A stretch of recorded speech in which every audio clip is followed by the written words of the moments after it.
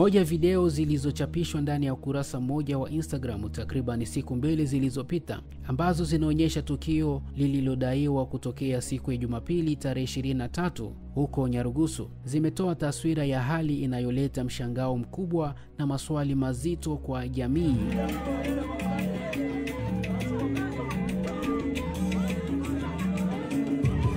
Katika video hizo inaonekana kuwa kulikuwa na mkusanyiko wa watu waliokuwa kisherekea kama kundi la marafiki au kikundi fulani, na tukio hili lilifanyika ndani ya baa maarufu sana pale kambini Nyarugusu. Cha kusikitisha na cha kushangaza zaidi ni kile kinachoonekana kwenye video hizo. Wasichana wadogo walionekana kuwa na umri mdogo kuliko inavyostahili kwa mazingira hayo. Walionekana wakiwa tayari wamelewa, wakijihusisha na michezo pamoja na mienendo isiyolingana na umri wao. Mfano halisi unaonekana kwa msichana mmoja mwenye vazi nyeupe la juu na la bluu la chini,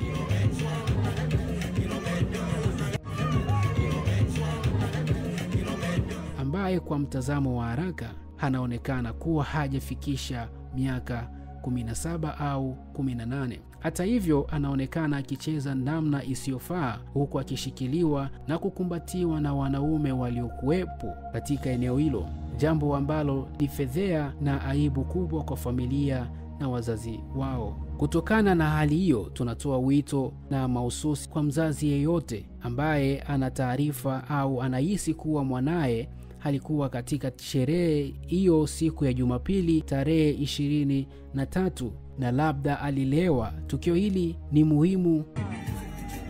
Chukua muda kutazama video hizo zilizorekodiwa wakati wa tukio hilo. Ni muhimu kuangalia kwa umakini mkubwa ili kubaini kama mtoto wako alihusika au kutathmini kwa undani kile ambacho amekifanya au kujihusisha nacho katika mazingira hayo.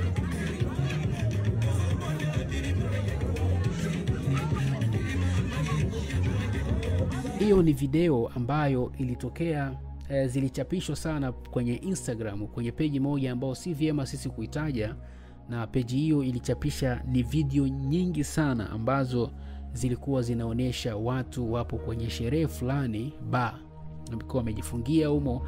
Walikuwepo watu wengi, watu wazima, vijana wadogo, watoto wa kike ambao nahisi hawajafikisha hata miaka 17, 18 ambao walikuwepo kwenye hiyo sherehe.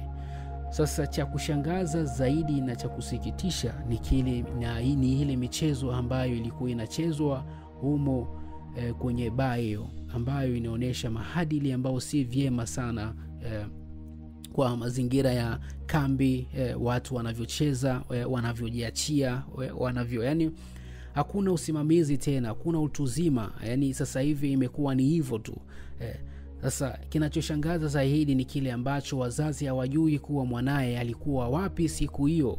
Sasa anaweza akatizama video hii kwa makini sana na akabaini kuwa mwanae alikuwa yupo baa na alilewa, na michezo ambayo alikuwa anacheza ni hiyo ambayo ipo kwenye video.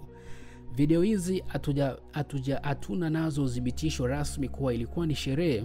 Kufuatana na taarifa hizi tulizipokea, tulikutana na video Instagram, tukachukua taarifa hizi, tukataka tukutengenezee taarifa hizi, ndugu mfuatiliaji wa JL Passenger, upate taarifa na upate kuona kile kilichotokea siku ya Jumapili tarehe 23 pale kambini Nyarugusu. Endelea kuifuatilia JL Passenger kwa makini na hakikisha tu umetufollow ili wa kwanza kupata taarifa zetu, na video kama hizi utakuwa unazipata kwenye peji yetu ya YouTube, na hakikisha tu umesubscribe ili wa kwanza kupata taarifa zetu. Asante.